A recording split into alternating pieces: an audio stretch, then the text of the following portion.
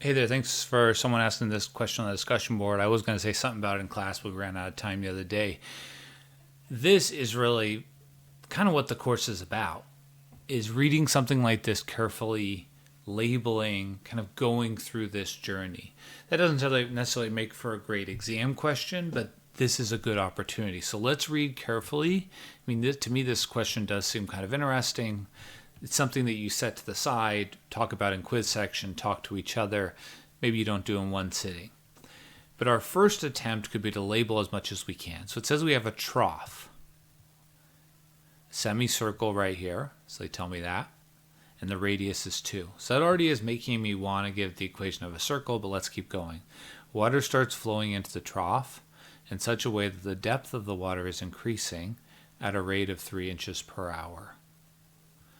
So, if you didn't know, like if this was a test, what a trough looks like, I mean, it's talking about like a channel, a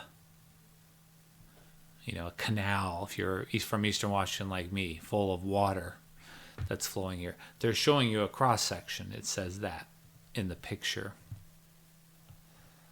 Okay. So, what do we need to do?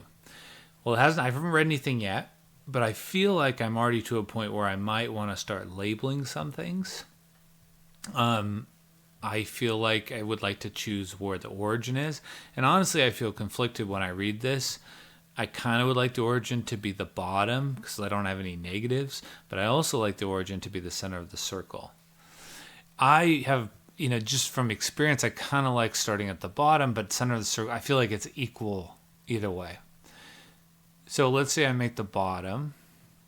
This is just trying to get some sort of sense of how I can give equations. I've got this half circle. And that's part of what we're doing. We're reading a relatively realistic problem and trying to label. So to me, those are the things I'm going to want to label. And the ultimate question says, give a function for the width after t hours. Okay. So, doing a problem like this is more valuable than anything else you're doing in our math courses because this is more real. I want a formula for that. So it's a very clear objective. I want a formula that says after 2 minutes, how far is it going to be? After 3 minutes, and you could experiment a little bit with this. And I have a visual I'm going to show you in a second. That's what that is. It's filling up. Okay, so what are the unknowns? I have this t this time. Okay, great. That's part of, they told me that. I have this w, which is width. We're just going to slowly build up information here. I'm going 3 inches per minute upward.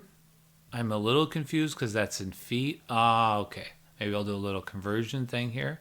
3 inches per hour is, 12 inches is 1 foot. Okay. Again, I'm just working here trying to collect information. So 1/4 of a foot per hour.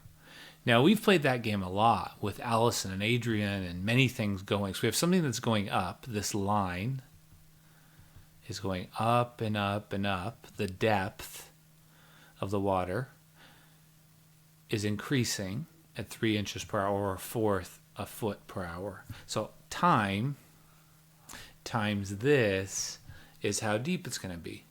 So it's not like a mathematical thing. I'm just reading the question that says the depth is going to be 1/4 a foot an hour. So the first thing I would be inclined to label, and I feel like I want to exaggerate the picture a little bit. Let's make it even bigger. I'll exaggerate the picture so I can label it a little better. So things I really feel like I want to label is the depth, because they mention that. But rather than call it D or H, I'm going to call it 1/4 T. Now that's using the problem solving skills we've built up, which is that's the rate times the time. That's the speed times the time to get that distance. That's what they were telling me. The depth is equal to that. So I'm making some progress. I need to somehow label this width. I feel like I still haven't really summarized everything yet, but that's the sort of thinking you're doing. That's what you should go, if you go as far as you can, figure out where you're stuck, think about other things. We want to embrace these moments. It doesn't mean you're spending hours and hours on it, but you need to spend a solid 10, 15 minutes practicing collecting information like this. That's what we're trying to do. It's hard, but really valuable. And that will just help you be able to adapt more. The more you do that, the better you get at it. Okay, so at this moment, I feel like I would like to label a few more things. And now we have some things. We have some tips. Whenever we're stuck, visualize, write equations for anything you know, translate. So now I know an equation for this circle. By my choices I made the center, let's see if the bottom is here, the center is 0, 2, and the radius is 2. So we can give the equation of the circle. So that's part of what we've been doing, is learning a way to move forward when we're stuck. Okay, so I have an equation of the circle. That explains what it means to be a point on the edge of the circle, which is pretty important because I have something that's intersecting there. The equation for the line is y equals 1/4 t. You can see how I didn't let myself worry till I collected a lot of information. Okay, so we're getting really close.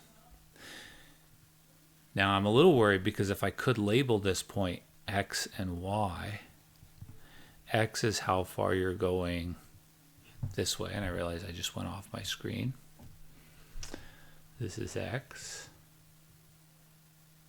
and this is y.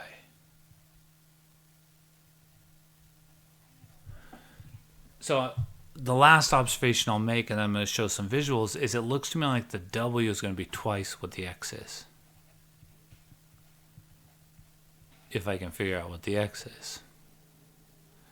Ooh, I feel like I'm really close. The goal is to get w equals something. If I could get x by itself, I might have an equation. I want to make sure the x is part of the lower semicircle. How do I turn that into the lower semicircle?